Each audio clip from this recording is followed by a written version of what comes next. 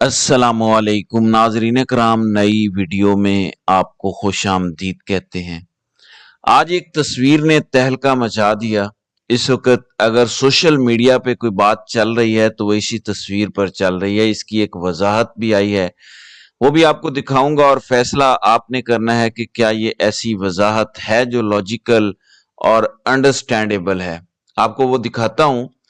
लेकिन पाकिस्तान पर एक आफत आई हुई है, वो ये है कि भारतीय खुफिया एजेंसी पाकिस्तान में खुले सांड की तरह फिर रही है, हमारे लोगों को मार रही है, लेकिन हमारे इदारे बिल्कुल खामोश हैं। अब एक और दावा सामने आया और ये दावा बड़ा खतरनाक है। कम अज कम मैं तो इसे खतरनाक समझता हूं। दावा है भारत की तरफ से। वो कहते हैं कि retired Pakistan brigadier behind 2018 Jammu and Kashmir attack killed.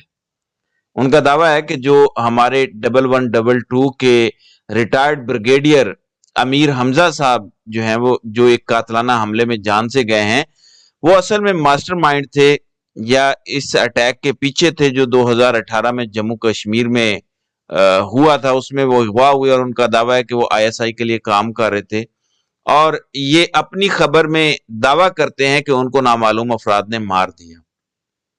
ये खबर बड़ी अजीब है क्योंकि जो पाकिस्तानी अखबारात हैं, द ट्रिब्यून वगैरह ने भी लिखा है कि जब उनकी गाड़ी को मोटरसाइकिल सवारों ने घेरा और गोलियां चलाई, उसके बाद मोटरसाइकिल सवारों ने ये मेक श्योर किया, इस बात का यकीन किया कि वो मर चुके हैं, तब वो वहां से गए। यानी जब तक उन्हें यकीन नहीं हुआ कि वो मर गए हैं, वो वहां से नहीं गए। जिससे कम अज कम मैं अगर सोचूं और कोई भी दिमाग रखने वाला बंदा जिसका थोड़ा सा दिमाग चलता है सोचे, तो वो यही कहेगा कि ये टारगेटेड किलिंग है। एक रिटायर्ड ब्रिगेडियर को टारगेट करके क्यों मारा जाएगा? तो फिर ख्याल आता है कि पिछले 2-2.5 सालों में भारत खुद ये दावा कर चुका है कि हम हर उस मतलूबा शख्स को मार रहे हैं जो किसी न किसी तरह डायरेक्टली या इनडायरेक्टली मकबूजा कश्मीर या भारत में किसी भी किस्म की, जिसे भारत दहशतगर्दी कहता है, उसमें मुलविस है। हमने ये नहीं देखना कि हमारी तरफ से कोई मुलविस है या नहीं, हमने ये देखना है कि भारत को ये लगता है कि ये मुलविस है और भारत मार रहा है। ये बड़ी खतरनाक सिचुएशन है। हो सकता है हमारी तरफ से कोई बंदा मुलविस ना हो सकता है कि कहा जाए कि इनका कोई आईएसआई से ताल्लुक नहीं है, लेकिन क्योंकि भारत को ये लगता है कि ताल्लुक है और भारत मरवा रहा है, तो ये हमारे लिए बड़ी परेशान कुन सूरत हाल है, जबकि हमारी तरफ से कोई जवाब नहीं है। 2019 तक ऐसा कुछ होता था तो फौरन ट्वीट के जरिए, प्रेस रिलीज के जरिए, मीडिया के जरिए एक पूरा नैरेटिव आता था। फिर सोशल मीडिया पे बैठे लोग जिन्हें 5th जनरेशन वॉरियर कहा गया था, जिनको आजकल मुल्क दुश्मन और गद्दार करार दिया गया है, वो एक पूरा नैरेटिव बनाते थे और भारत के छक्के छुड़ा देते थे। इवन मोदी का सोशल मीडिया सेल भी उन वॉरियर्स का मुकाबला नहीं कर सकता था जो पाकिस्तानी इदारों के साथ खड़े थे। ये मुहिबे वतन पाकिस्तानी थे सोशल मीडिया पर, जिनको अब गद्दार डिक्लेयर किया गया है। अब इसका कोई रद्द अमल नहीं आता पाकिस्तान की तरफ से। भारत जो मर्जी कहता रहता है, हम खामोश हैं, जैसे हमारी जुबान बंदी कर दी गई है, जैसे अमेरिका ने हमें बता दिया है कि भारत के खिलाफ आपने कोई बात नहीं करनी। ये ईद पे अपनी बेटी से मिलने चकवाल जा रहे थे जिन्हें शहीद किया गया। तमाम भारतीय जरीदों में यही दावा है कि ये वही हैं जिन्होंने हमला किया था मकबूजा कश्मीर में 2018 में। अब जाहिर है उनका अगर ये दावा है, हमें इसका जवाब देना चाहिए, हमें कोई काउंटर नैरेटिव देना चाहिए। लेकिन तमाम इदारे सिवाय इमरान खान के खिलाफ इस टाइम साजिशें करने के बाकी सारे काम भूल चुके हैं, या ये हमारी रजामंदी से हो रहा है इसलिए हम खामोश है। देखें, अमेरिका ने हमसे कहा था भारत से दोस्ती करनी है। हम जब भी दोस्ती की बात करते हैं, फॉर एग्जाम्पल अभी नवाज शरीफ ने भी दावा किया, तो उधर से उनके एक मिनिस्टर का बयान आया कि दहशतगर्दी की पनाह गाहें पाकिस्तान को खत्म करनी पड़ेंगी। तो भारत तो पिछले 10-12 साल से, खास तौर पर मुंबई हमले के बाद, मुसलसल यही कह रहा है पाकिस्तान से कि पहले दहशतगर्दों के सेफ हेवंस खत्म करे या उनको करार वाकई सजा दे, फिर बातचीत होगी। तब से अब तक हमारी कोई ऐसी खास बातचीत नहीं हुई जैसे होनी चाहिए। तो क्या अब पाकिस्तान ये शराइत पूरी कर रहा है कि जो लिस्ट भारत ने हमें दी है, क्या हम भारत को कह रहे हैं कि तुम मार लो, या हम मार के दे रहे हैं लोगों को कि ठीक है पहले कॉन्फिडेंस बिल्डिंग हो जाए फिर हम तिजारत वगैरह कर लेंगे, और कश्मीर का तो वैसे ही सौदा हो गया है। جو ان کا ہے ان کا ہی ہے، اور جو ہمارا ہے وہ ہمارا رہے گا۔ ہمارا والا کشمیر تو ہر روز احتجاج ہو رہا ہے، لوگ خوش نہیں ہیں، جو وہاں حکومت کٹ پتلی بنا کے دی گئی ہے۔ بڑا ضروری تھا اس پہ بات کرنا، کیونکہ بھارت کو ریاستی سطح سے کوئی جواب نہیں دیا جا رہا، اور پچھلے 2 سال سے ہم کیوں گونگے بہرے اور اندھے ہو چکے ہیں بھارت کے معاملے میں، یہ بڑی پریشان کن صورتحال ہے۔ ناظرین کرام، ایک جانب جہاں بھارت کی بالادستی تسلیم کرنے کی بات ہو رہی ہے، وہی مسلسل خبریں ہیں کہ اسرائیل کو بھی ہم نے تسلیم کرنا ہے۔ پاکستان کے کئی لوگ اسرائیل جا بھی چکے ہیں، وہ کیسے پاکستانی پاسپورٹ پہ گئے یہ بھی ایک معمہ ہے۔ اب ایک تصویر آتی ہے، پورا سوشل میڈیا ایک بار پھر گھبرا گیا کہ یہ ہو کیا گیا ہے۔ شاہد افریدی کی تصویر ہے، پہلے تو خالی تصویر دیکھیں تو کچھ سمجھ نہیں آتا، پھر اوپر جب پڑھا کہ یہ پوسٹ کون کر رہا ہے، north west friends of Israel کے اکاؤنٹ سے یہ پوسٹ ہوتا ہے۔ وہ لکھتے ہیں کہ یہ مانچسٹر میں ویجل کر رہے ہیں۔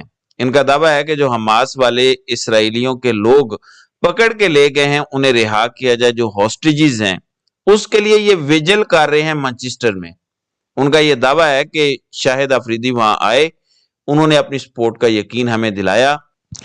شاہد is pictured with co-chair Raffi Bloom and deputy chair Bernie Yaffe. Thank you for your support Shahid. اور انہوں نے شاہد افریدی کو باقاعدہ ٹیگ کر کے یہ ٹویٹ کیا۔ اگر یہ بالکل جھوٹ ہوتا، اگر اس میں کوئی رائے برابر بھی سچائی نہ ہوتی تو وہ ٹیگ نہ کرتے، صرف بیانیہ ہی پھیلانا تھا انہوں نے۔ پھر ایک اور ٹویٹ آتی ہے آرسن آؤٹسی کی جانب سے، جس میں وہ شاہد افریدی کو تھینک یو بول رہا ہے، اور یہ کہتا ہے اپنے آپ کو انٹرنیشنل ہیومن رائٹس لائر، لیکن نیچے لکھتا ہے کہ پراؤڈ زائنسٹ، یعنی اس کو اپنے صہیونی ہونے پر، یہودی ہونے پر فخر ہے۔ یہ شاہد افریدی کی تعریف میں ٹویٹ کرتا ہے۔ پھر ایک سلسلہ شروع ہو جاتا ہے لوگوں کا کہ کیا شاہد افریدی کو پتا بھی ہے کہ وہ کن کے ساتھ تصاویر بنوا رہا ہے، کیونکہ ایک تاثر تو یہ ہے کہ شاہد افریدی کو شاید سمجھ نہیں آئی، اور وہاں گورے کھڑے تھے، اس نے کہا بنا لیں، تو اس نے تصویر بنوا لی۔ ایک تو یہ آرگومنٹ ہے کہ یہاں پہ اس تنظیم کا سربراہ موجود تھا، وہاں شاہد افریدی کیا، وہاں تصویر بنائی۔ ایسے کیسے ہو سکتا ہے کہ ایک جگہ ویجل ہو رہا ہے اور شاہد افریدی وہاں ویسے ہی رینڈم گزر رہا تھا، پیدل کیوں چل رہا تھا؟ تو کیسے شاہد افریدی ایک جگہ ویجل ہو رہی ہے اور وہاں پہنچ جاتا ہے، اور وہاں لوگ کہتے ہیں یہ ہمارے ساتھ تصویر بنواؤ تو وہ بنواتے ہیں؟ تو یہ دو آراء ہیں۔ ناظرین کرام، میں اسی رائے کے ساتھ تھا کہ یہ ڈفر ہے، اس کو پتہ نہیں چلا۔ وہاں انہوں نے پلے کارڈز اٹھائے ہوئے ہیں جن میں ہیبرو لکھی ہوئی، انگلش بھی لکھی ہوئی ہوگی بہت کچھ، لیکن کیونکہ پڑھا لکھا بندہ یہ جب زیادہ نہیں ہوتا تو ان چیزوں پر توجہ نہیں دیتا، دھیان نہیں دیتا۔ اس نے دیکھا چٹی چمڑی کہہ رہی ہے تو میں تصویر بنوا لوں، یہ میری رائے ہے، لیکن آپ اپنی رائے خود دیں۔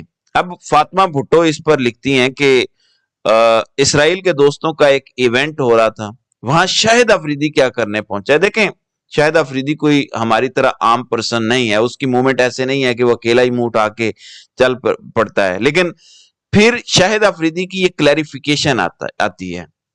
سب سے پہلے تو میں نے جب یہ کلیریفیکیشن دیکھی تو مجھے یقین نہ کرنے کی کوئی سمجھ نہیں آئی۔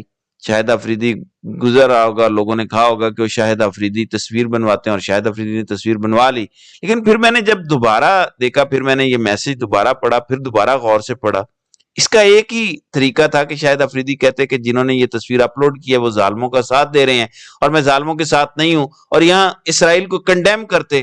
تو جو ان پر الزام لگا جب تک اس کی کلیریفیکیشن نہیں آئی تھی، وہ لوگ بالکل پیچھے ہٹ جاتے اور ان کی تسلی ہو جاتی۔ اب شاہد افریدی نے اس پوری ٹویٹ کو بڑی سمجھداری سے لکھا ہے، یا تو یہ ٹویٹ انہیں مشورہ دیا گیا ہے یا لکھ کے بھیجی گئی ہے، یہ تجزیہ ہے، میرا کوئی الزام نہیں لگا رہا کہ آپ نے یہ ٹویٹ کرنی ہے۔ کیا یہ ہینڈلرز کی طرف سے بھیجا گیا کہ ایسے کر دو ٹویٹ؟